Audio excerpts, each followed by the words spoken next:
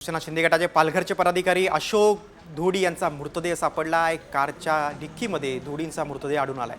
धोडी यांची लाल कलरची कार एका बंद दगडखाणीत आढळलेली आहे। गेल्या 12 दिवसांपासून अशोक धोडी बेपत्ता होते। त्यांचं अपहरण करून हत्या झाल्याचा संशय आहे। या प्रकरणी पोलिसांनी आधीच आरोपींना अटक केली, मात्र धोडींची हत्या का झाली हे अद्याप कळू शकलं नाही।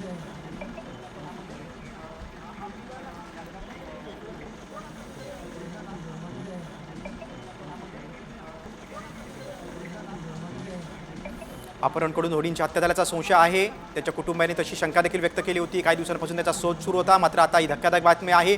एका खदाणीमध्ये त्यांची गाडी आढळलेली आहे। बाळासाहेब पाटील तुम्ही आम्हाला खूप सहकार्य केलेले आहे। LCB क्राईम ब्रांच टीम यांनी पण खूप आम्हाला सपोर्ट केलेला आहे।